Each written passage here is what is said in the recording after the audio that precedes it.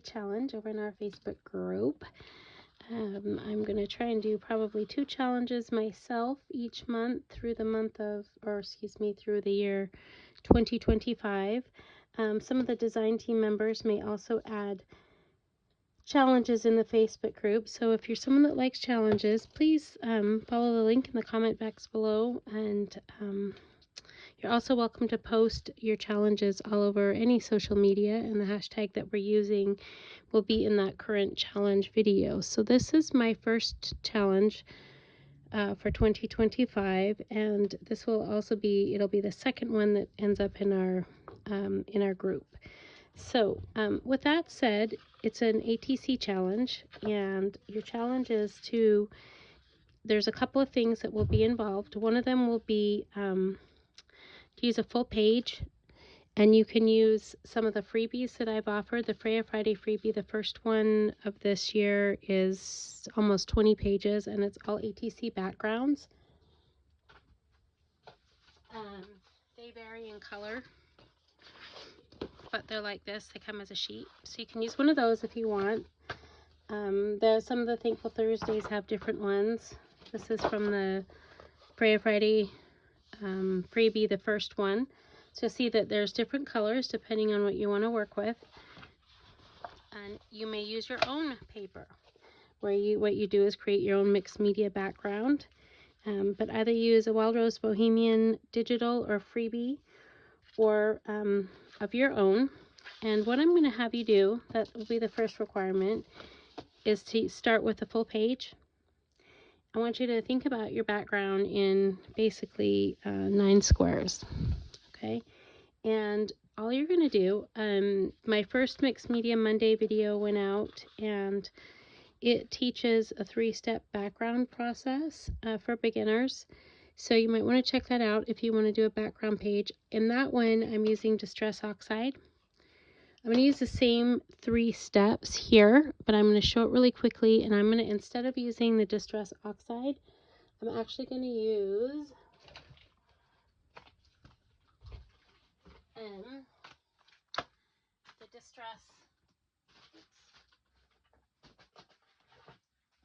the Distress crayons. I don't have very many of them. I have, let's see, I guess I do have, I have 3 sets. So I think I'm going to actually do, because I've chosen this background to work on, I think I may use, what you just do is you pick 2 colors, okay? Pretty easy. So I'm going to use,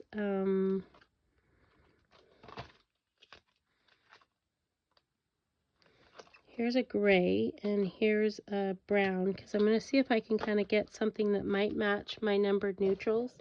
We'll see if I'm successful at that. I don't know. So what you do is you basically pick 2 colors. Whatever the medium is that you're working with, pick 2 colors, okay? And you're just going to start to apply the color with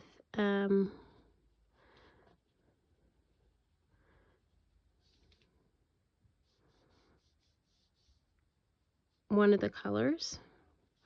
So I really like these Distress crayons. I used to really like gelatos. I still do. They're in my top 5 gelatos. But one thing about the Distress crayons that's different than the gelatos is that these react, the pigment reacts like the Distress oxides do, and so it creates some additional mixed media effects. So I'm just kind of applying it here, and I'm actually being fairly kindergarten-ish, because what I'm doing is playing. I love how it glides on. I'm getting a feel for the medium and just placing it basically where I want, okay?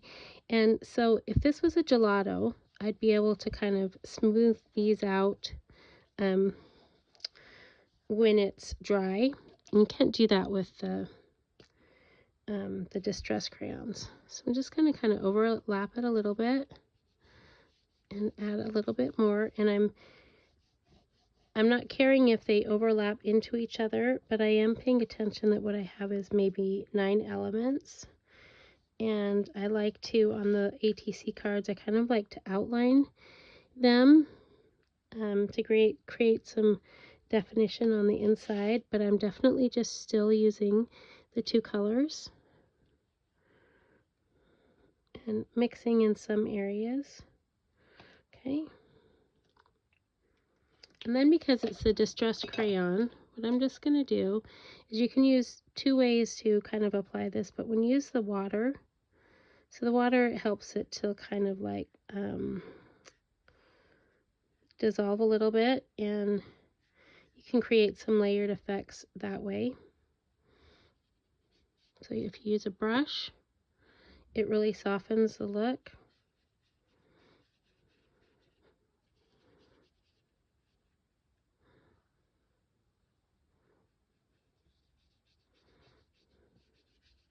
They work very similarly to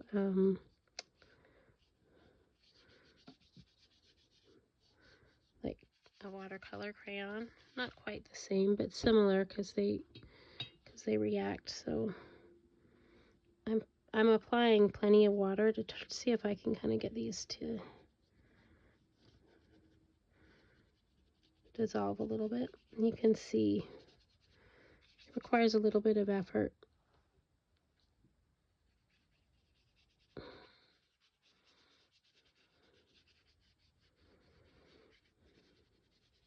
You could experiment if you were using these with applying it wet, and I'll show you what happens at this point in time when you apply it wet. So basically all I'm actually trying to do at this point is actually own the space, and then once it's wet, you can rub it, but I don't want to rub off too much. I can just start to kind of layer it up and add dimension to the edges. Again, you can use any medium. The mixed media video, the first episode, Mixed Media Monday, shows how to do that with distress oxides, which is what I've done here and here. I'm going to keep showing you here as I build this up.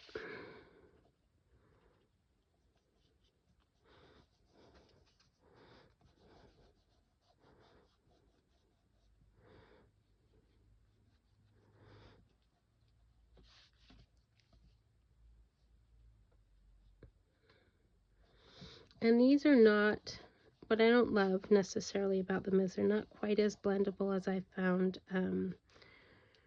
gelatos to be. But can you see?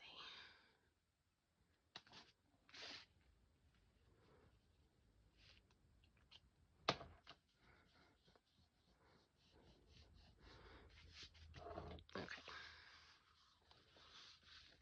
So the next step with that is for me to do some, I'm going to do some stamping on this. So you can mix up these steps in any kind of three ways. I'm using ground espresso, and when you're going to stamp, if you want your stamping to not run, then you want to use a permanent ink.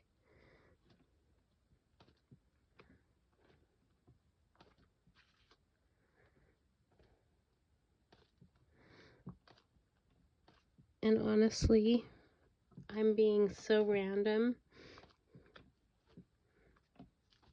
I really almost feel like these are foolproof backgrounds. So I did that with that one, and then because of the colors that I'm using, I think, see if I have my,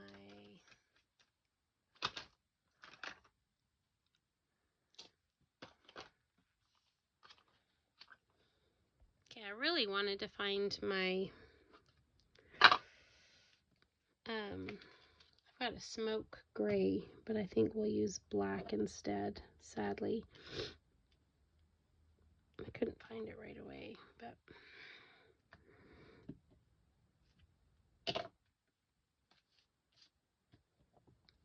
the stamp has some numbers on it. I'm kind of wanting to create something that will go with my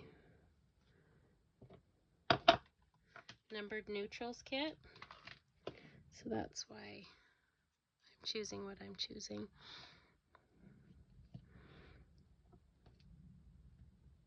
So step 1 is to choose 2 colors and blend them. Step 3 is to pick, step 1 is to pick 2 colors and blend them. Step 2 could be this one here, or you might also try using a stencil. That's another thing that you might do. Let's see.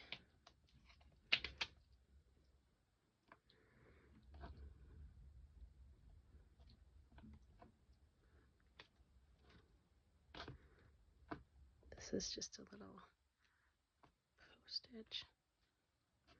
Okay. So I've got these pretty much about where I'd like. Okay, step 3 is splatters. So step 1 is like creating your basic drop of the background to some kind of texture,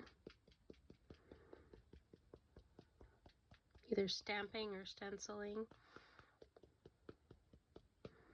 And then step 3 is some kind of splatter. Whoops.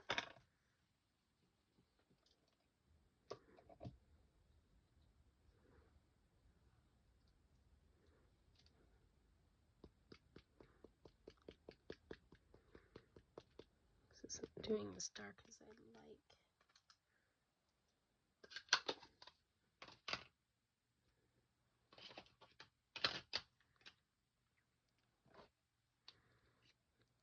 Try this. That's not dark enough. I'm wanting to put some really dark splatters on here, or darker, the contrast. Let's see if that does it. That's a little better. Okay, and then I'm also going to want some white ones.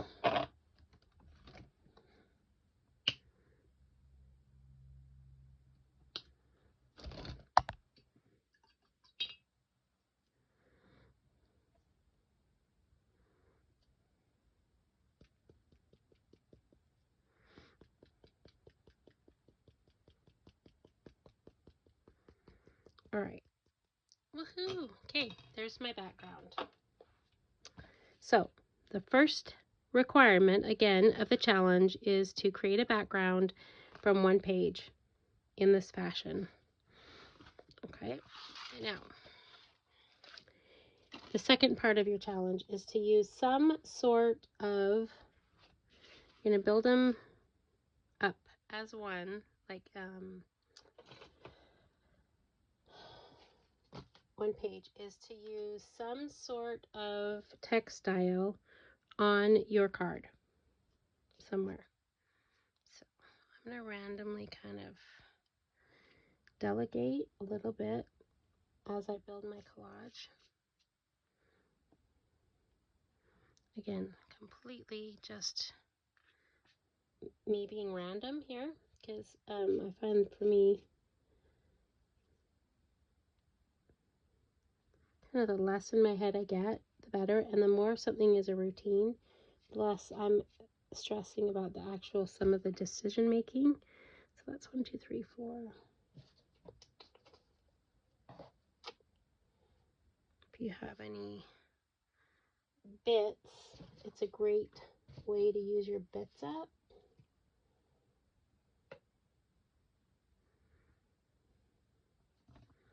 And I'm making mine completely random.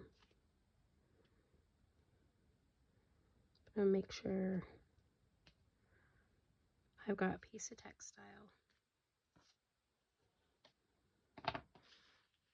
And then you need a sentiment. Okay, that's the only other requirement here.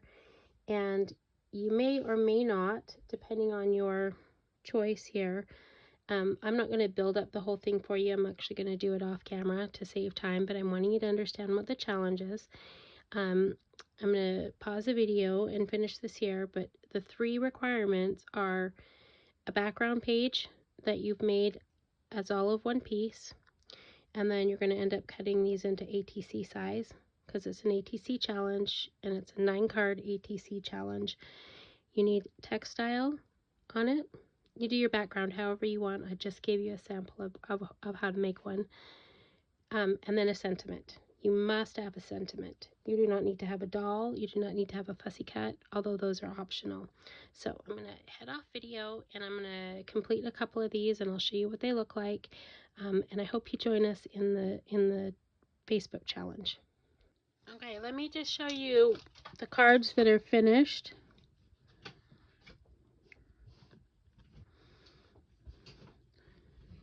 What I did is glue them to some cardstock and then cut them in the 2.5 by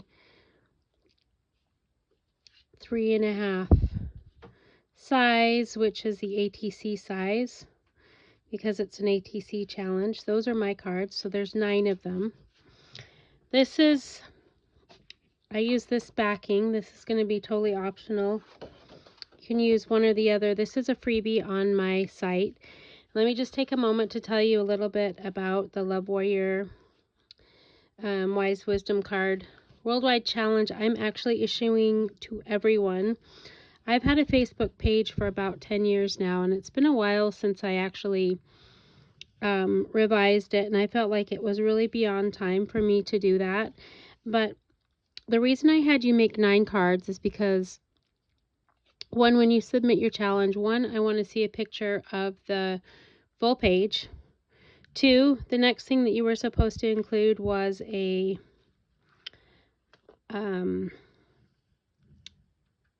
textile. And then the next thing you were supposed to include was a sentiment. Each of these cards have a hidden element that is the same in all of them, which is something for you to figure out what the hidden element is. See if you can, by looking at mine, figure out what the hidden element is and include that in your card. I asked you to make a sheet of them because part of the challenge is for you to give 3 of them away. And what that means is that I have had this Facebook group or page, I'm telling you, and what it is I like to make these cards and give them all away. I will give all of mine away. When I go to Sam's Club this evening, I will hide this in the store. I may even give one to my cashier. If I went through the Starbucks drive-thru, I'd give one to the Starbucks person. I used to give these away all the time. And the card on the back is important because it basically says where the cards come from and what they are. And basically, it's love conquers all. So these are Love Warrior cards, Wise Wisdom cards. So part of your challenge is to give 3 of them away. You do not have to participate in the additional challenge that's on my other Facebook page, although it'll be linked in the description box below. But for the challenge for the Wild Rose Bohemian group, you will need to give 3 of them away. That's part of your challenge, and then post the other 6. So thanks for joining me. I hope you have a wonderful day, and I'll see you in the next video.